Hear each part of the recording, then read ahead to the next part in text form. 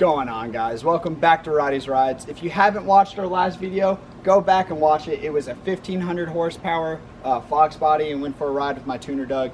Crazy car, I've never had an experience like that. But going on to today's video, if you watched us putting the motor in the video, if you were paying attention, I was talking about potentially driving my car up to Stephenville, which is about a 200-mile journey. And so my mom told me not to drive up there because it's probably not the brightest decision, which it is smart. So I ended up taking her car, so I got to keep miles off this thing, which I ain't complaining.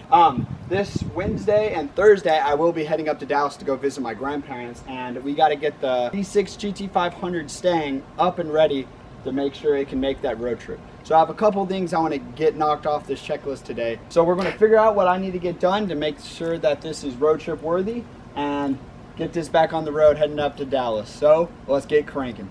So first thing that we're going to do, if I can open this, so we're going to add a little bit of coolant. So I haven't really drove around the car that much with being down here from school.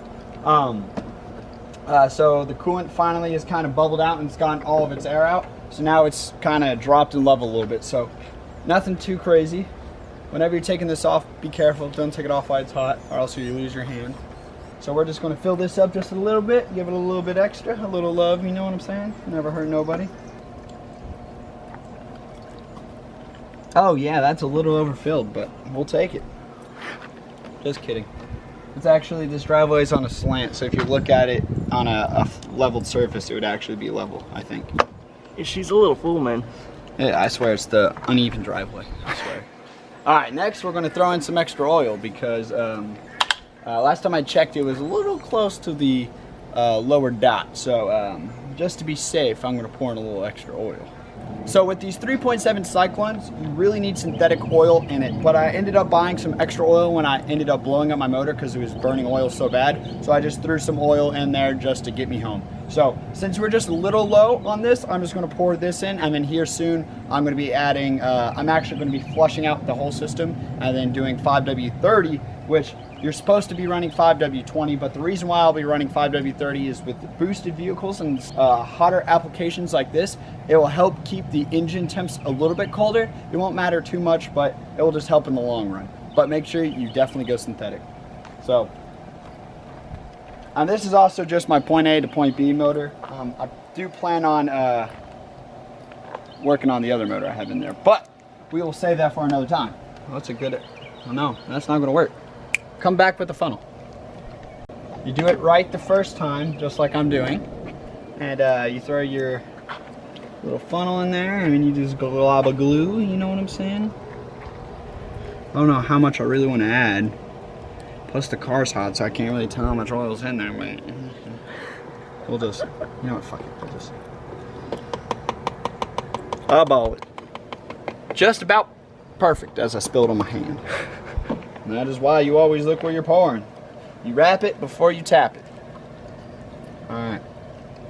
Sweet. That's another thing checked off the list. I'll check the oil right before we leave and make sure it's okay. If there's too much, well, it's just going to have to work. Cause, oh, we could also put on my catch can.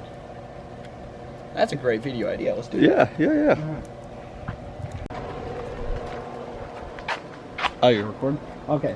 So if you come over here, so I definitely need 2 catch cans, one on each side of the crank pressure. But I'm kind of broke right now and in debt, so I'm fighting that issue too. But if you come right here and look, this is where I would say my main issue was last time, because this was sucking so much oil up from the supercharger, it was pouring down on the pistons. But if you look here, there's a little bit, but I've been staying on a throttle. Well, that's almost as dry as our subscriber count, because only 22% of you actually are subscribed to the video. So go down and subscribe, please. So next thing I want to do, you want to do catch can or you want to do air filter box? Let's do air filter box. Let's do the air filter, man. That'll be easy. So, go down, subscribe, fix that issue. Thank you. There's A team, and then there's us, the Z team. Why Z? Why Z? Because everyone forgets about Z, man. Oh, man. That's why our subscriber count's so low, man. Fuck, man. That's what I'm saying. But, so your air box should probably not look like mine because yours should not be covered in oil. But if you blew up your motor like mine, then you're more than likely covered in oil. So what I'm doing right now is I'm taking Simple Green and some of my precious time, and I'm wiping out all the last remnants of oil in there, because Oil is not in the combination for combustion, if you didn't already know. Getting those crevices, man. So installing an airbox on one of these projects is actually quite very simple. So first of all, you're going to want to get your MAF sensor out of the vehicle, or at least unplugged enough to where you have some working space. Then the next step is make sure it's not backwards, because if you're like me and do that, it will cost you a couple weeks to figure out why your car's not running right. But going on to the next thing, make sure it is orientated in the correct way. The stock mounting portion for our 3.7 will come this way, but we are not stock. So what you're going to do is you're going to lift up your big cold air intake. You're going to slide this hoe underneath, and you're going to push it all back in. But you see, there's a beautiful little vent right here that plugs in and holds it in straight. Thank you, Ghost. But what I'm going to do is, since I have to take this kit apart so often, I'm not going to bolt it down. Cameraman Tan just got shot. Then you're going to take your MAF sensor, you're going to slide it right through the OEM hole because it works out so well, and plug it in. So who knows? Maybe I could have saved $100 and not bought a MAF extension, but the more you know. So the next issue that I see, Tan, do you see any issues right here? Hey, man. What's going on here, man? Well, don't roast me, but do you see any issues? Well, it's all fucked up. It's all cut up.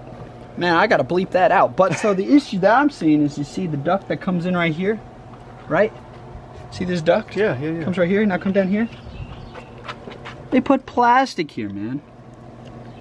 Well, I don't think y'all are gonna be able to see that, but we'll show you what's wrong with it. You know what's wrong with it? What's wrong with it? Well, there definitely ain't no airflow in it. So I don't know if this is a great idea, but what size is this tool bit, you ask? I don't know, because I just found it in my dad's. Damn, man! Sorry. Some technical difficulties, but I just found this drill bit in my dad's drawer, so we're going to make it work. So grab one that's sharp so it'll cut through plastic, and you're probably asking yourself, is this a great idea? Good thing I ain't asking myself, so let's figure it out. Alright, you ready, man? We're going in there, man. We're going for it. Alright. Oh yeah. Oh god. Just make sure you don't shoot anything behind it, cause fook. Oh, that's beautiful. Oh yeah. Well, see, that helps the air go in there, you know. Yeah. All right. Race car. Some close-ups. Oh yeah.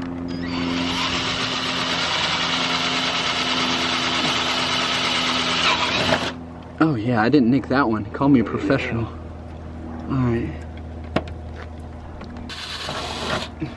We'll be back when he's done. Alrighty, so I whipped up this little catch can bracket. So if you look right here, yes, there is a zip tie, just ignoring that. Whenever I was putting in the self-tappers, I don't know if you can see, there's supposed to be 2 self-tappers, but this is a little piece of aluminum, and I ended up folding it, and if you look right here, you can see like little stress cracks, but what that actually is the aluminum heating up and hardening up. So it was very difficult for me to get in both these self-tappers. So next step is we're gonna take off this PVC or PCV line, and then we're going to run it right up here to the catch can. So I know this is not really the best of shots, but that's all right. So I think what I'm going to do is so this is the original hose that connects from the supercharger down to the heads of the motor. So what I think I'm going to do is, I don't have enough of this hose, or we probably do, I just can't find it. I'm going to cut this in half because I bought these little nifty adapters, and I know this ain't the prettiest thing in the world, but I will do a better setup someday, or I'll buy an actual catch can setup for this. But I'm going to split this in half, then I'm going to figure out what is it going to take, or how much extra hose it's going to take to run up to the catch can. So we'll start cooking. Oh, sorry, let's get cranking. So first of all, I owe you guys an apology, because with me coming back from school, I have a lot more free time. And you know, I could have uploaded last week. Actually, this video was supposed to go up last week.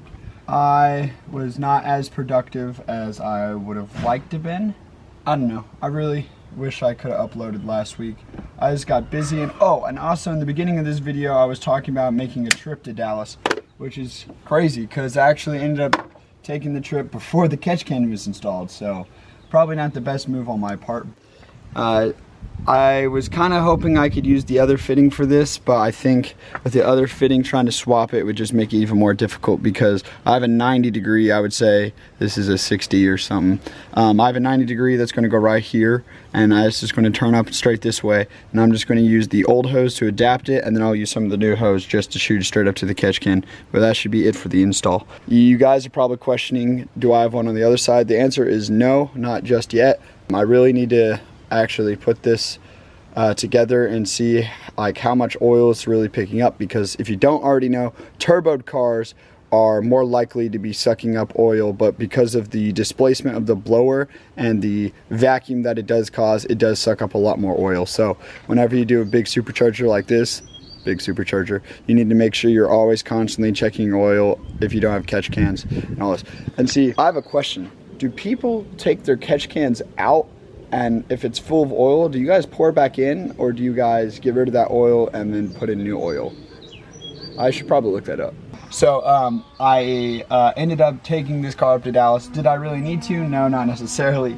But because I wasn't able to drive it in the video where I got it up and running and I wanted to take it up to Stevensville, if you haven't already watched that, go up, click on right side. That should be an older video, very good video. But played it safe, didn't take the car, and this time I really wanted to prove that it would make it, right? So took the car, didn't have any issues. Actually got to meet two guys at a gas station, and they ended up subscribing, so if you guys are watching this, thank you. I don't know, had a really fun time driving the car all the way up there. On the way up there, you guys won't believe this, but I got 39.7 miles per gallon. The car didn't overheat. It did great. I checked the oil, it didn't burn any oil.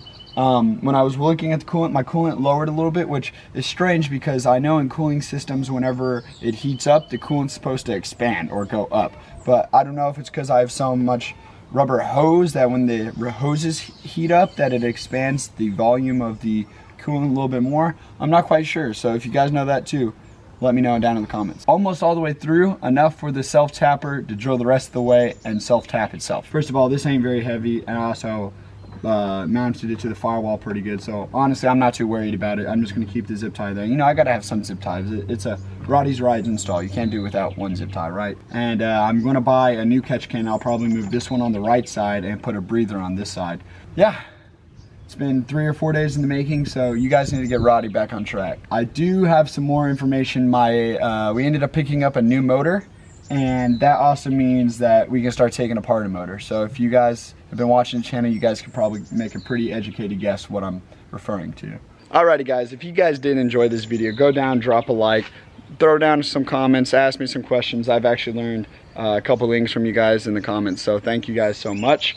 Catch can is officially buttoned up. I still need to go pick up that screw, but that's all right. It looks pretty good. It's pretty hidden. I didn't drill into the firewall, so I'm happy about that. Other quick little thing is I do need to fix the check engine light. So I'm still having a check engine light on the crank timing light. And so I tried to do a crank relearn, and it didn't work on the SCT. It didn't work on the live wire. So there's a couple things I might try. I might try taking off my whole serpentine belt and letting the car warm up, get up to temperature, and then trying to do it without the belt on and just watching my temperatures and going slow. If that doesn't work, then I've seen online there's a couple ways where you could floor it, get off it, brake, and do 55 miles an hour, something like that, to help reset it. But worst case scenario is I'll just throw on the stock intake manifold and go from there and just reset it and then throw it all back on, because you know, I've done it a million times. Ooh, actually I might do that when my intercooler comes in, because I'm gonna have to take it apart anyways. But to give you guys some more information, it's not been misfiring, it has not been throwing any other codes, the car is running great. The check engine light is still there, but it's staying like rich the entire time. The pulls feel great and all this. But yeah, I think that's going to conclude today's video. So if you guys want to see more of Roddy, smash that like button. Hope you guys have a great day. Roddy's Rides out of here.